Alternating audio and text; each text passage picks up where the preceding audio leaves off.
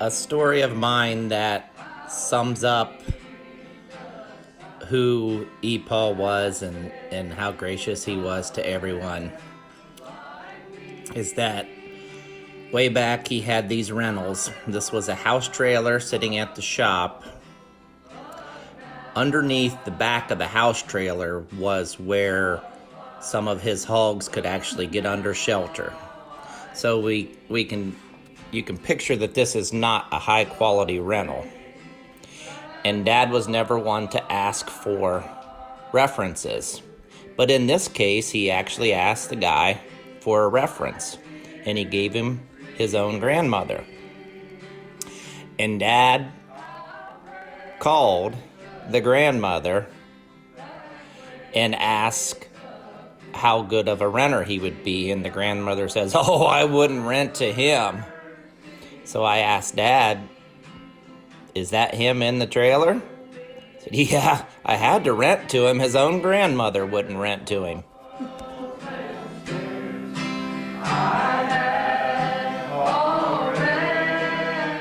He always had like a real heart for the underdog, which is I think it's why he like even like started that like stage up there like for like music performers who weren't going to make it. They were just like, he was like, "I'm going to give you a place to perform. I'm going to give you a big old stage."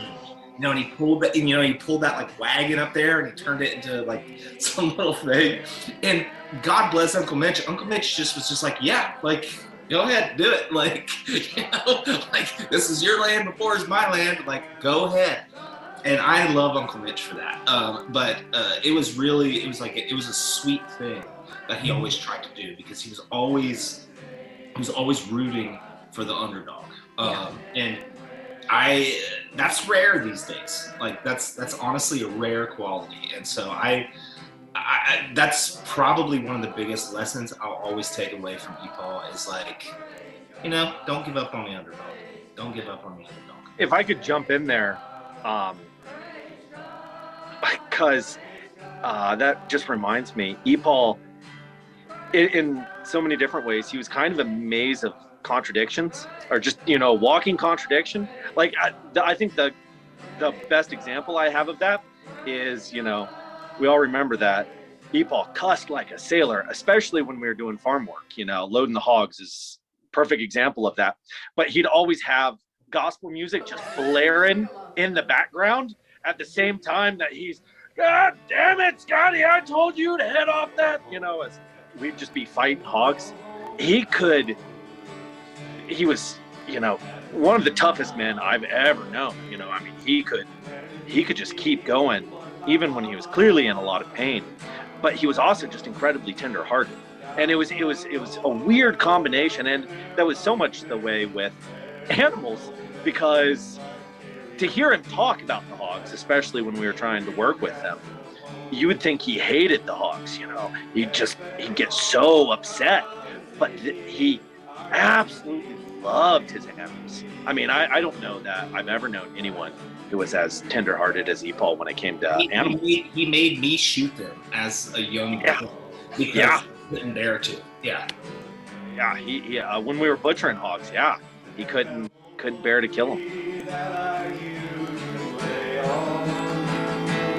Down the lane I walk with my sweet Mary.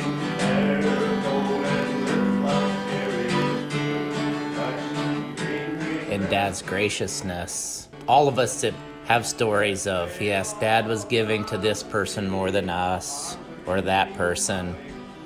And we all have those stories and complaints. But I feel like he knew we were all in a good spot, and we were independent, and he made us that way.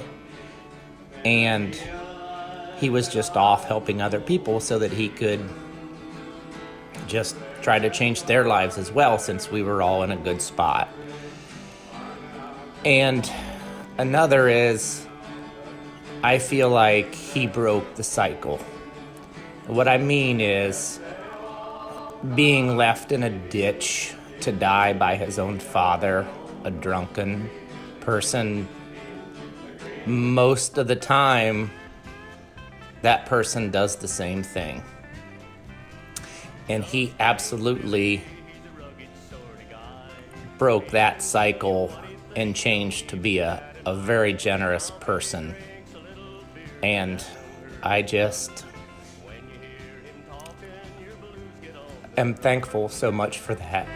Just Plains Billy, he's happy and he's free. Just Plains Billy, that's all he wants to be. Most of my memories of EPaul, or a lot of them, are whenever we lived up there, which I was between 4 and 6 years old. And I just remember thinking he had really high expectations of the skills of a 4-year-old, or I don't remember, between 4 and 6. I don't remember exactly what age I was whenever we were helping him sort pigs. I think he was maybe gonna butcher a pig or something, but I just remember we had to sort them. We were trying to separate one specifically, and I think get it loaded on the trailer, and we were having a bit of a rough time. And I was there with my siblings and my mom and dad, and I just remember him just being such a paradox of personality, because he would just be cursing all up one side and down the other of his grandkids, who were really trying their best to help him separate his pig. And then a few minutes later, he'd be trying to teach us a gospel song that he knew and want us all to sing along, and which is typically, if you hear that kind of behavior, you think this person's not genuine. But there was no doubt about EPaul's genuineness in all aspects of his personality. So I just remember that specific memory, just kind of feeling like I don't know what to do. I felt so inadequate, but I felt like there was a lot of pressure of what I should be able to do. I recall when I was about 5 or 6 being at the farm, and EPaul was down the lane, and his car was parked towards the road, and he's yelling at me to jump in the car and start it up and bring it down to him, and he's just got his cane and he's firing away, swearing at me, and I'm getting more and more flustered. I think finally one of my brothers just came in and rescued me, because I didn't know how to drive a car. I was only 6 or 7, and I was from Tennessee. I recall the time when I was dating Melinda, and I was staying with the family on the farm, and there was time for me to go back to Columbus. And the night before, Paul had borrowed my mom's car. I was driving my mom's car, a Chevy Impala, and he was in charge of a hog roast down in Glenmont, and he borrowed the car to go down to check to make sure everything was going well. So the next morning, I get up, go out, get ready to head back to Columbus, and I look in the back seat and I discovered something. So I went into Melinda and I said, "Melinda, your dad borrowed the car last night, and I think he ran over some hogs, because there are 2 hog heads sticking up through the back floorboard, and it was bloody hog heads laying in the back floorboard of my mom's car." We were devastated. Paul had a knack for always getting you into awkward situations. One time, he asked me to help him go get an old truck that he bought. And I said, "Sure, I'll help you." And he said we would just pull it out of a field and bring it home. I said, "Okay, no problem." So I go along with him. We get over into the field. We have to hook up the chain to drag it out.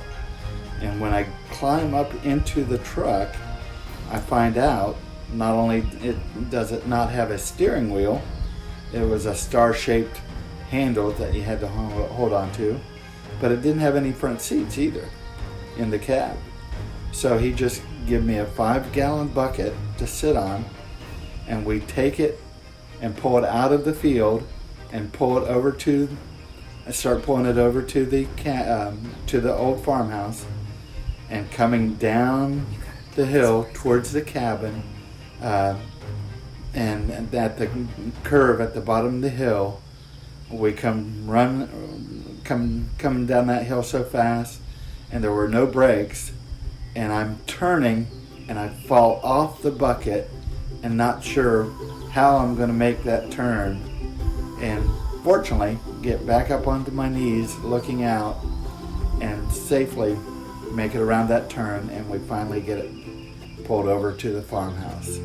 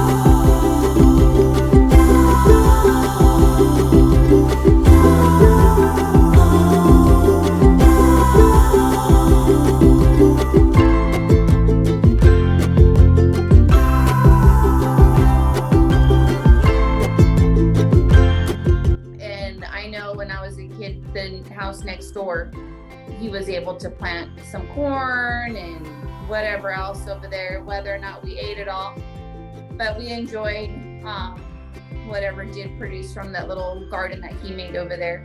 And he had a tractor, and the tractor, I don't know if it was really used for much other than putting us kids in it or the grandkids into it and scooping us and driving us along. And he used that tractor for many, many years. Real quick, just as when we go to Ohio, so every 5 years we would get a bus. Dad would buy a bus, and we would all have to help tear it apart and make it into a motorhome and go to Ohio. We just look forward to that every 5 years, and every time we went to Ohio, we had such a great time. And those memories have stayed with us forever and ever. So great memories of Ohio. About this the other day, how because we, went to Florida a couple months ago or whatever, and just getting ready to go, like with your job, like you got to get everything prepared and you got to do this and do that. And then I started thinking about how Dad, because that couldn't have been a cheap trip. I mean, back then, yeah, cheap now for us, but back then, that couldn't have been a cheap trip. And to have his jobs done because he knew he was going to be gone for 2 weeks, the work and yet the stress, because when you're on vacation, like, oh, I should have did this, I got to get this done, do that. I don't know. Just because of what I was thinking of everything I had to do before I left, I know that's how it was for Dad. And yet he never looked stressed out to us, at least to me anyways, I didn't notice. And just to get the bus ready, to build it into a motorhome and to travel 3,000 miles and, gas, and it couldn't have been a cheap trip. And even Mom, like in her, the way she helped with making sure we had enough meals, and, I think we had burritos like every night traveling, which was great because that is like a cheap dinner, but just the stuff that you have to do just to get ready for a trip. As can imagine the sacrifices that they both made.